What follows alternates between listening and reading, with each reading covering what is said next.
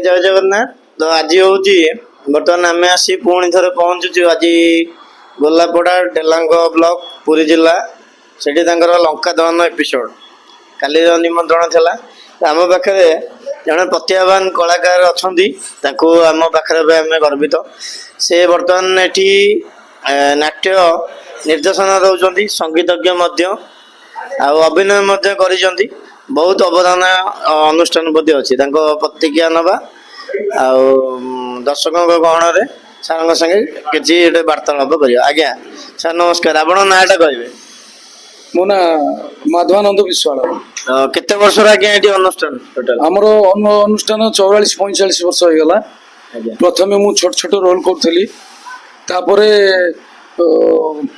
ଶେଷରେ ରାବଣ ରୋଲ୍ ଲିଭେଇବା ପରେ ଆଜ୍ଞା ତାପରେ ମୁଁ ଏଠି ନାଟ୍ୟ ନିର୍ଦ୍ଦେଶନା ଦେଲି, ସଙ୍ଗୀତ ବି ନିର୍ଦ୍ଦେଶନା ଦେଲି। ଆଜ୍ଞା ତ୍ରିଲୋଚନ ବିଶ୍ୱାଳଙ୍କର ଆଜ୍ଞା ଲେଖା। ତ୍ରିଲୋଚନ ତ ଆପଣ ତାଙ୍କର କୁଟୁମ୍ବ ଏବେ ନିଶ୍ଚୟ ଭାଇ ବନ୍ଧୁ କୁଟୁମ୍ବ ପୁରା ଘର ପାଖାପାଖି ଲାଗିଛି। ହଁ। ମନରେ ଆଜ୍ଞା କେତେ ଗର୍ବ ଅନୁଭବ ହଉଛି। ତାଙ୍କ ଲେଖା ଚାରିଆଡେ ବ୍ୟାପିଛି। ଆପଣଙ୍କଠୁ ଏଇଠି ଓରିଜିନ ସୃଷ୍ଟି ତ୍ରିଲୋଚନ ବିଶ୍ୱାଳଙ୍କ ଲେଖା ଆଜ୍ଞା। ତାମିଲନାଡୁ ଏତେ ବର୍ଷ ଅନୁଷ୍ଠାନ, କେତେ ଗର୍ବ ଅନୁଭବ?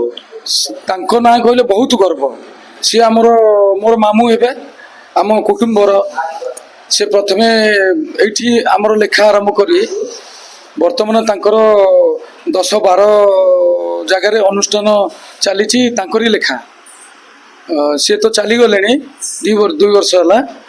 ଆଉ ମୁଁ ବହୁତ ଗର୍ବ ଅନୁଭବ କରେ, ଯାହାକି ସେ ତାଙ୍କ କୁଟୁମ୍ବର ଆମେ ବହୁତ କଳାକାର ଏଠି ଅଛୁ। ଆଉ ତାଙ୍କର ଯେଉଁ ଲେଖା ଅତି ଉଚ୍ଚ କୋଟିର ଲେଖା, ଭଲ ଭଲ ସ୍ୱରରେ ଲେଖିଛନ୍ତି। ମୁଁ ବି ସ୍ୱରରେ ସଜେଇଛି କିଛି ଲେଖା ତାଙ୍କର। ତାଙ୍କ ପାଇଁ ମୁଁ ବହୁତ ଗର୍ବିତ ଏବଂ ଆମ ଗୋଲାପଡ଼ା ଗ୍ରାମ ତାଙ୍କ ପାଇଁ ଧନ୍ୟ ହୋଇଯାଇଛି। ଗୋଟେ ପ୍ରମୁଖ କ୍ୱେଶ୍ଚିନ୍ ଆଜ୍ଞା, ଆପଣ ତ ଏତେ ବର୍ଷ ହେଲାଣି ନିଶ୍ଚୟ ପିଲାବେଳୁ ଡେଡିକେସନ ଦେଇକି ଆସିଛନ୍ତି। ସେତେବେଳେ ଯୋଉ ରାମଲୀଳା ହଉଥିଲା, ଚାଞ୍ଚରା ପଡୁଥିଲା, ଲଣ୍ଠନ ଲାଗୁଥିଲା, ବହୁତ ଲୋକ ହଉଥିଲେ। ବର୍ତ୍ତମାନ ସମୟରେ ପରିବର୍ତ୍ତନ ହେଇଛି, ଲୋକ ସଂଖ୍ୟା ଆଜ୍ଞା କିଛି ମାତ୍ରାରେ କମି ଯାଇଛି। ତ ସେତେବେଳେ ରାମଲୀଳା ଯୋଉ ଆପଣ ଦେଖୁଥିଲେ ପିଲାବେଳେ, ଏବେ ରାମଲୀଳା, ଦିଟା ଭିତରେ କଣ ଫରକ ଅଛି? ସେତେବେଳେ ଯୋଉ ଥିଲା ରାମଲୀଳା ହଉଥିଲା ଏଠି ଆମର ରାମ ନାଟକ, ବହୁତ ଲୋକ ଏଠି ସମାଗମ ହଉଥିଲେ। କିଛି କୁଆଡ଼େ ଅନୁଷ୍ଠାନ ନଥିଲା, ଯାହାକି ଏ ପାଖାପାଖି କିଛି ଅନୁଷ୍ଠାନ ନଥିଲା। ଏବେ ବହୁତ ଅନୁଷ୍ଠାନ ଗଢ଼ି ଉଠିଛି। ତେଣୁ ସେ ବାବଦରେ କିଛି ଲୋକ କମିଗଲେଣି। ଏବେ ବି ଲୋକ ମଝିରେ କମି ଯାଇଥିଲେ, ଏବେ ବି ଲୋକ ଆସିବା ଆହୁରି ଆରମ୍ଭ କରିଛନ୍ତି। କାରଣ ନୂତନ ଶୈଳୀରେ, ନୂତନ ଢାଞ୍ଚାରେ ଏଠି ରାମଲୀଳାର ନାଟ୍ୟ ନିର୍ଦ୍ଦେଶନା ଦିଆଯାଉଛି। ନିଶ୍ଚିତ ଭାବେ ଯୋଉ ନାଟ୍ୟ ନିର୍ଦ୍ଦେଶକଙ୍କ ପାଖକୁ ଆସିଛେ, ପୁଣି ରାବଣ ଭୂମିକା ବି କରିଛନ୍ତି। ସାରଙ୍କର ପାଖରୁ ଯଦି ଗୋଟେ ଭଲ ଡାଇଲଗ କି ଗୀତ ନ ଶୁଣିବା ନିଶ୍ଚୟ ମନକୁ କଷ୍ଟ ହବ। ରିକ୍ୱେଷ୍ଟ କରିବୁ, ଆପଣ ଯୋଉ ରାବଣ ଭୂମିକା କରୁଛନ୍ତି, ଗୋଟେ ଫେଭରାଇଟ ଗୀତ କି ଡାଇଲଗ ଆପଣଙ୍କ ଯାହା ମନେ ଥିବ। ମୁଁ ଗୋଟେ ଗୀତ କହିବି, ଗୀତ ଗୋଟେ କହିବି। ସେଇଟା ମୁଁ କରୁଥିଲି ରାବଣ ରୋଲ, ବହୁତ ପ୍ରିୟ ଗୀତ ମୋର ସେଇଟା। ତ କହୁଛି, ହର ହର ପ୍ରିୟା କରବାରେ ଦୟା, ତୋର ଏ ଅଧମ ସୁତକୁ। ହର ହର ପ୍ରିୟା କରବାରେ ଦୟା, ତୋର ଏ ଅଧମ ସୁତକୁ। ରାକ୍ଷସ ଜନ୍ମରୁ ଦିଅ ମାମୁକତି, ରାକ୍ଷସ ଜନ୍ମରୁ ଦିଅ ମାମୁକତି, ରହୁ କୀର୍ତ୍ତି ଯୁଗ ଯୁଗକୁ। ହର ହର ପ୍ରିୟା କରବାରେ ଦୟା, ତୋର ଏ ଅଧମ ସୁତକୁ। ବହୁତ ବଢିଆ, ସାରଙ୍କ ପାଇଁ ଗୋଟେ କରତାଳି ହେଇଯାଉ।